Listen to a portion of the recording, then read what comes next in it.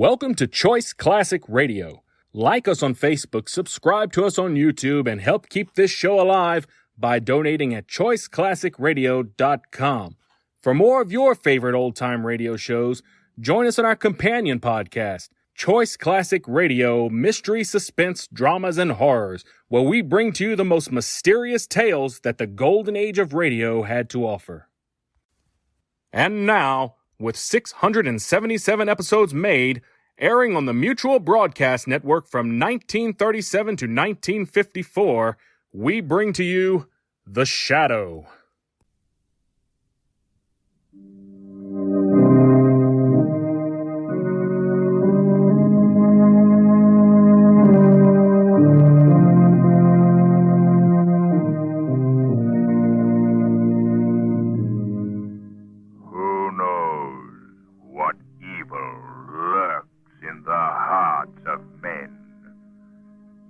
Shadow knows.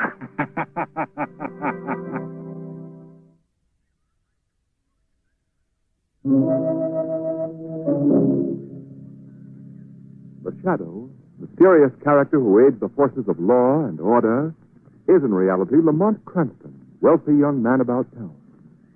As the Shadow, Cranston is gifted with hypnotic power to cloud men's minds so that they cannot see him.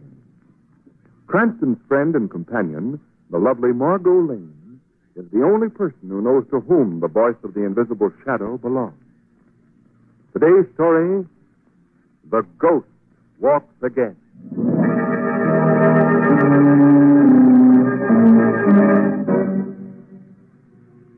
Night. Peaceful, serene night has just fallen on a small New England town. As the village clock strikes the hour of 9, we hear the footsteps of two men of the town on their way to a village meeting. They're taking a shortcut through an ancient graveyard. Sam. Aye? Sam, look up there by the big oak. Isn't that a fresh dug grave? Well, now, it sure looks like one. Mighty odd. That section's closed off. Ain't been a burial there in over 200 years. We'd better take a look up there. Hold that lantern high, Sam. That's it. Say, that dug-up ground looks to be right by the grave of Sir Roger Mathis. Sam, it is the grave of Sir Roger Mathis. Now, who could have done that? I don't know, but it's a pretty snide trick, desecrating a grave that's over 200 years old. The grave of the first governor of our colony. Whoever the meddler was should... No meddler desecrated this grave. What was that? Sam, look. Walking towards us. Look at that man. His clothes are covered with dust. They're strange-looking clothes. Knee breeches, powdered wig, shirt and hat. His face. Look at his face, Sam. It's like a death mask. It looks like the picture to Sir Roger. I am Sir Roger. I have returned from the dead. No. No, this is a joke. I do not jest. I have returned to save thee and thy village from its sinful ways. It can't be. It can't be. Silence! If either of thee utter a single word, I shall run thee through with this sword. What do we do, Sam? What do we do? Thou shalt do as I command. Thou shalt learn from the will of Sir Roger Mathis' law. And to break that law means death. Dost thou hear? Death.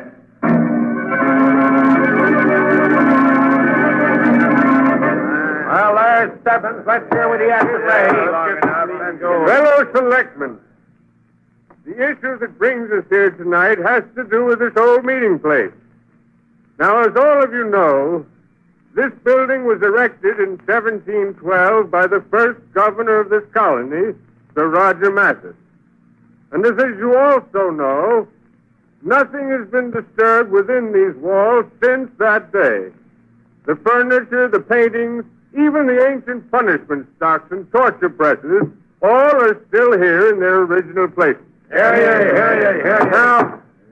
Now, the issue that's been proposed by some members is that this hall, which has always been a private gathering place for the descendants of the first settlers of the village, be open to the public as a museum, and an admission price be charged. That proposition is an outrage. Please, Mr. Crossman. It's an outrage, I say. Thou art violating the laws that were passed down to us by our founder, Sir Roger Mathers. Silas Crossman, you'll get a chance to talk later on. I should talk now. Someone go into the museum and fetch the original ruling, written in Sir Roger's own hand. You go in there, Harvey. Yes, sir. I shall read to thee his document.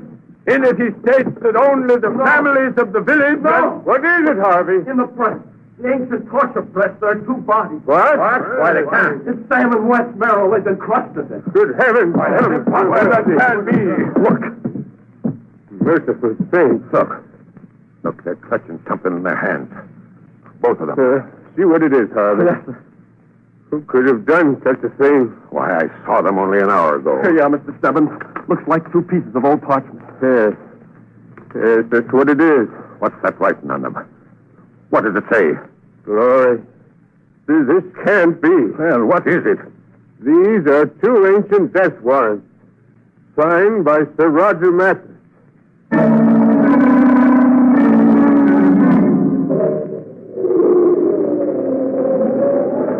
Why don't them state troopers come, Mr. Stebbins? They'll be here soon, Harvey. I don't like being alone in this old place. Someone has to stay here in the hall with the bodies until the police arrive. No, it's scary in here. Well, what is there to be afraid of? What is there to be afraid of?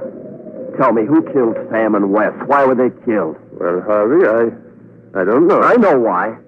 They were for opening this place against the original wishes of Sir Roger.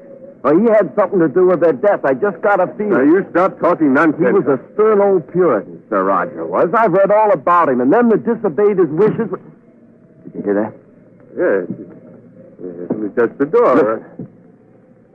Footsteps. Footsteps coming into the hall. Now, see here, Harvey, if you're going to act like a fool... Look. Good heavens. The ancient clothes. The Puritan hat. And that face. Like a face from the grave.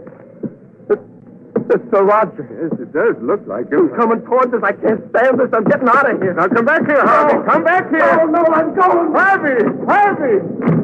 Harvey, you shouldn't have done a fool thing like that. You have been left alone, John Stebbins. You can't frighten me. Who are you? I am the ghost of Sir Roger Mathers. Now, you keep away Thou from me. hast broken the laws that I've handed down to thee. Thou hast suggested opening this meeting hall to the public. And for that thou must pay for thy sins. No. Pay. Keep away. Pay, dost thou hear? No.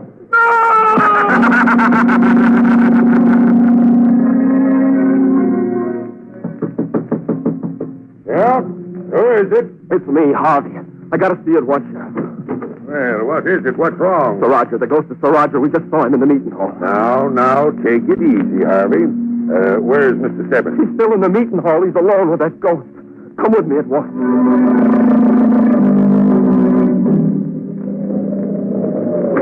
Right in here, Sheriff. Hold that lantern steady, Harvey. I can't see a thing. Oh, where is Mr. Stebbins? What's happened to him? Now, I'm sure he's all right. Now, we'll just have a look around here. Harvey. Look. Look there by the speaker's pulpit. It's Mr. Stebbins. His head and his arms locked in the ancient punishment stock. Yes. Stebbins. Mr. Stebbins. Look, his neck. It's twisted so strange. Mr. Stebbins is dead, Harvey. He's been strangled. Oh. Look. Look there in his hand. He's clutching a piece of parchment. It's the same. The same as the other. Yes. Another death warrant. Signed by Sir Roger Mathers.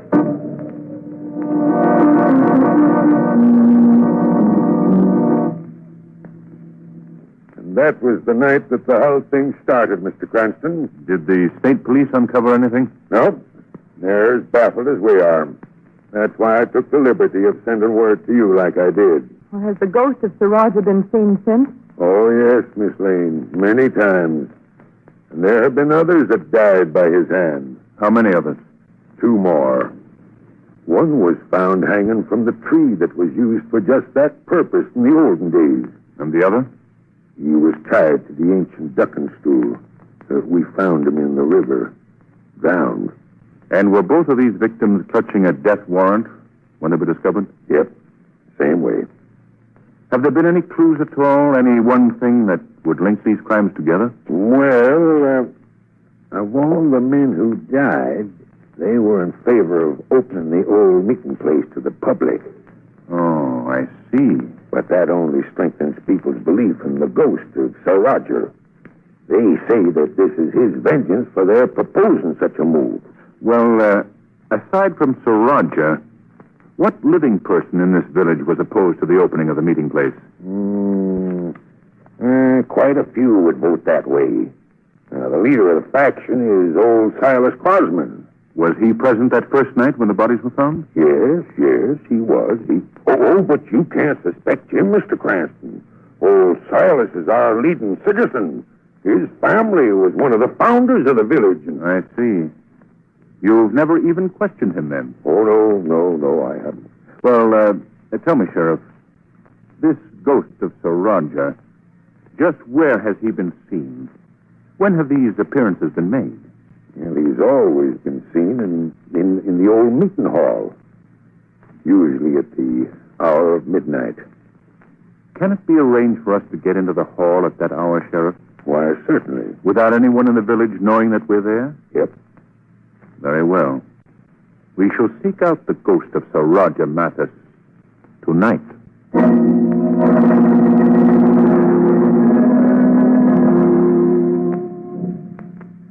Lamont, I don't think the ghost is going to appear. The evening isn't over yet, Margot. Not frightened, are you? No. No, of course not. I mean, well, not very. Listen. Midnight. The hour for the ghost to appear. I still don't think he's coming. Well, suppose we find that out right now. Sir Roger! Sir Roger! If you can hear me, why don't you show yourself? No one answers. Give him time, Margot. Give him a chance to... Lamont, listen. Yeah, that did it. He heard me. He's coming. Where are those footsteps coming from? I can't tell yet. They seem to be somewhere overhead. Isn't there a small balcony just above us, Lamont? Yes. He seems to be right above us now. Give me that flashlight, Margot. Here you are. Is that you, Sir Roger? Who called to me? Speak up. Who summoned Sir Roger Mathis? It is Sir Roger. I warn thee, silence will bring destruction upon thee. Who called out my name? I did, Sir Roger. Where art thou? Right down here, below you. Lamont, that face. Look at that face. It's You do not find my face pretty to look upon. Why art thou here? We have heard a lot about you, Sir Roger. The fear that you've created in this village. We don't share that fear. That's why we're here. Fool! The fate of the others will be thy fate as well. We're chancing that. So come ahead. Bring your destruction, Sir Mathis.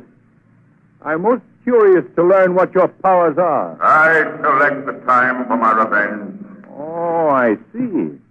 Then you're not going to harm us tonight, is that it? Very well. If you will come to us, then we shall come to you. Stay where thou art. I warn thee. Come on, Margot. We're going up to meet Sir Roger right now. Hurry, Margot. Up these stairs. Right, Lamont. Well, Sir Roger. What? He's gone. But where did he go? I have chosen not to meet thee at this moment. Where's that voice coming Listen from? to me, both of you. He must have gone through a secret panel. Thou that dares defy the laws of Sir Roger Mathis, and by my sword, thou shalt die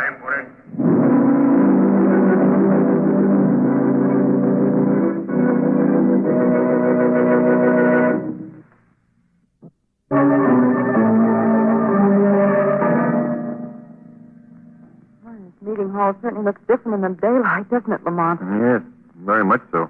Did you say anything to the sheriff about our encounter last night, Lamont? No, I thought it best not to mention it to anyone for the present. We do know now that Sir Roger proved himself to be a very human ghost. Yes. But who he is and what his motive might be still remains to be discovered. Yes, and how he got away. Yes. That's what we'll try to find out right now. Let's take a look at this wall, Margot. You think he escaped through a secret panel? Oh, undoubtedly. You stay at this end, Margot. I'll look down by the speaker's pulpit. If you find anything suspicious, call me. All right. The panel seems solid enough. There's no sign of any... Good afternoon. Oh. I'm so sorry. I didn't mean to frighten you. Oh, that's quite all right. I just didn't hear you. Yes, I'm Edward Croston. Oh, how do you do? I'm Margot Lane. Oh, Miss Lane. Oh, Lamont, will you come here? Yes, coming. Lamont, this is Mr. Crosman, isn't it? Yeah, that's right, yes. Mr. Crosman, Mr. Cranston. How do you do, sir? Mr. Cranston? The sheriff tells me that you're trying to track down our elusive ghost. Well, we're making an attempt. I'll be greatly relieved if you find him, sir. Why is that? Well, I've been more or less the leader of the group who wished to open the meeting hall to the public. Most of those who are on my side have met death at the hands of the ghost. Oh, and you feel that you might be next? Yes, sir, I do. Have there been any attempts on your life? No, not yet. Knock on wood. Although my dear uncle probably wishes there had been. Your uncle? Yes, Silas Crossman. He heads the opposition group. Oh. Plenty sore at me, I guess, for disgracing the family name by fostering this move to open the meeting hall. I see. Have you discovered anything that might be a clue to all these killings? No, we were just looking around in here. Having heard of the ghost and knowing that all good ghosts use secret passageways and such, we hoped we might stumble on them. Oh, say, that's an idea. Perhaps I can help you. Well, how do you mean? Well, I'm to be in charge of the restoration work in this hall if it's ever opened, and I have a sheaf of the original plans of the building at home. Oh, really? Could we see them? Well, surely I'll dig them out for you this evening if you wish. Well, we'd appreciate that. Where shall we meet you? Oh, back here at the meeting hall? All right, that's a date. Fine. Well, I've got to be getting along. Oh, by the way, I trust that no word of this will get to my Uncle Silas. He might... We won't mention it to anyone. Oh, thank you. Goodbye. Goodbye. Margot, I think it's time that we investigated Mr. Silas Crossman. I'm going to pay a call on him right now as the Shadow.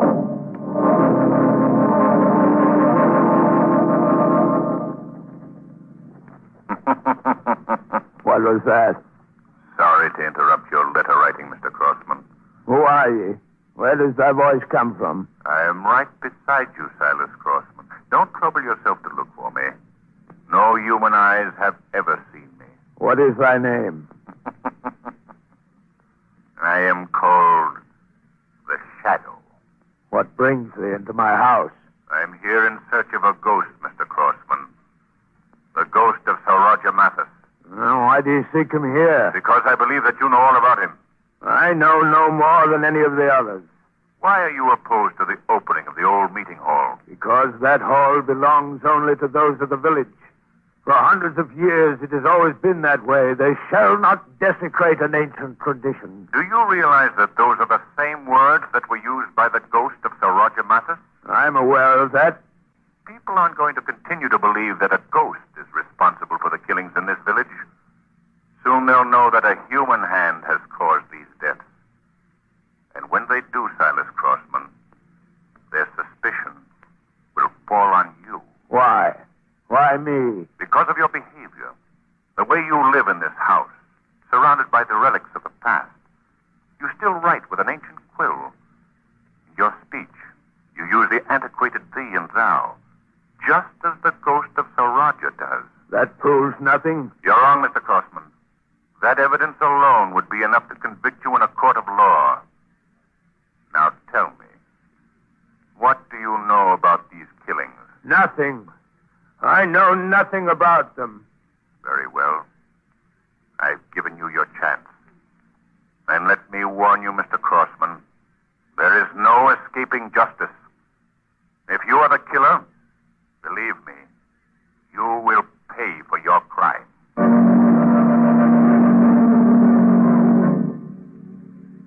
Lamont, Do you think Mr. Crosman will keep his word? I believe so, Margot. I shouldn't like to spend many more nights in this eerie old hall. Well, if everything works out as I expected. Come on, listen. You hear those footsteps? Yes. Can it be Sir Roger again? We'll soon find out. Hello there. Sorry I'm late. Oh, it's you, Mr. Crosman. You gave us quite a scare. Oh, I'm sorry. That seems to be a habit with me, doesn't it? Did you bring the plans? Yes, there are 2 copies of them. Here, you may take one of them. Well, thank you. I think we'd better go right to work. We can each start at one end of the wall, Miss Crossman. Oh, very well. What about me? Oh, if you don't mind staying with me, Miss Lane, I'd appreciate it. You see, my eyesight is rather poor, and in this dim light, I can hardly... all right. I'll go with you, Mr. Crosman. Thank you. Here are the plans. Here's my flashlight, Miss Lane. Thanks. Call out to me if you find anything. Yes, we will. We can start right here, Miss Lane. Now, do the plans indicate anything for this section? Well, there does seem to be one thing here that might mean something. It would be about this point on the wall. Where? This panel here. Look, Mr. Crosman. It moves. So it does. Wait, I'll see if I can get hold of it. There. Why, the panel's open. We must call Lamont. Lamont! Shut up! Go! Shut up! You're so anxious to meet Sir Roger. Suppose I take you to see him right now. Go with me. Lamont! Lamont, help me! In you go!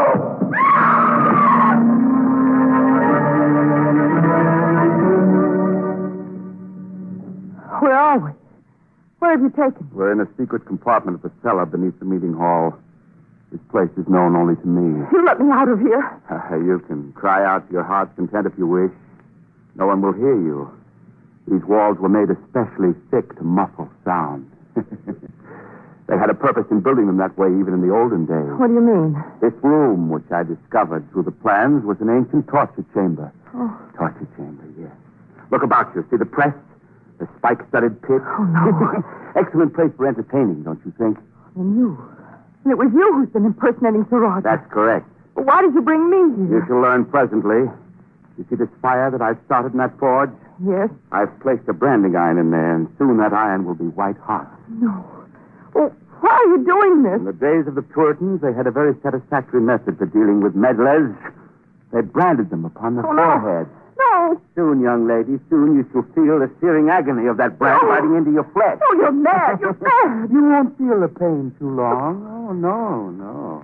You see, after you're branded, I have another treat for you. The press.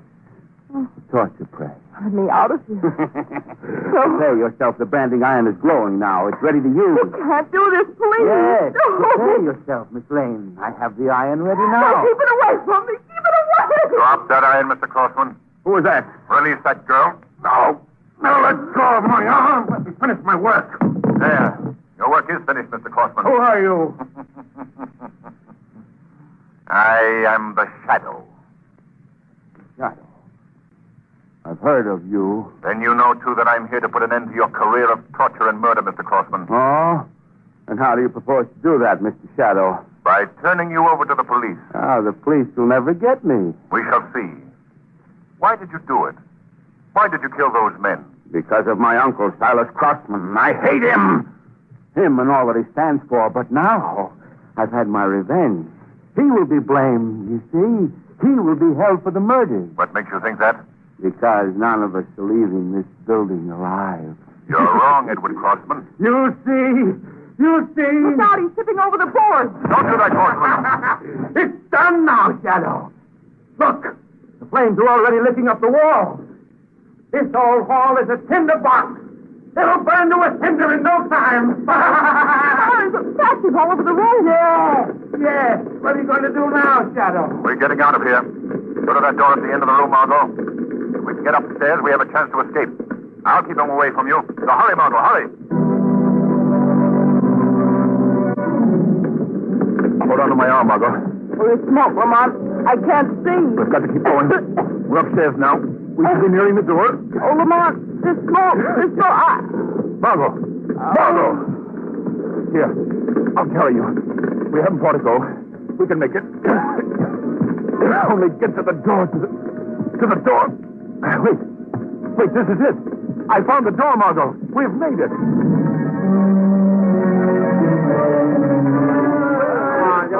How do you feel, Margot? Better, thank you. Oh, good.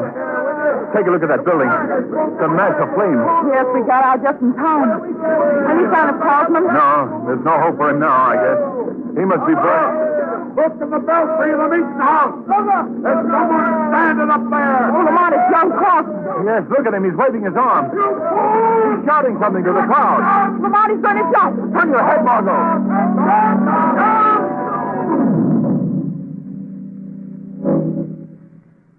I just left the police, Margot. They searched young Crossman's house. Did they learn anything? Yes, among other things, they found the costume he wore for his ghostly impersonation. Why did he ever do it, Lamont? Well, they found his diary among his effects. That told the real story, Margot. What was it? Well, the young man was most anxious to inherit his uncle's fortune. So he devised the first murder to throw suspicion on the old man, hoping that he would be blamed for it and possibly executed for the crime. Oh, I see. I'm certain he didn't have a very balanced mind to begin with. And after the first killing, he just went berserk with a lust for murder that proved his downfall. Well, this whole affair settled one thing, Lamont. What's that? The town will no longer be divided over the meeting hall because there just isn't any more hall.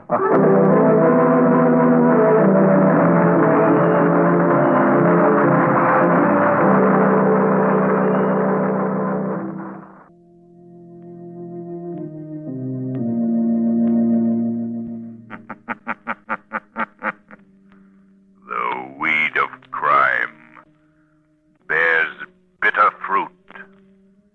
Crime does not pay.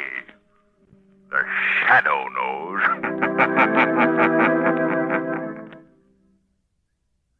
That concludes today's episode. We'd like to thank you and remind you to donate at choiceclassicradio.com. Remember, your donations make episodes like this possible.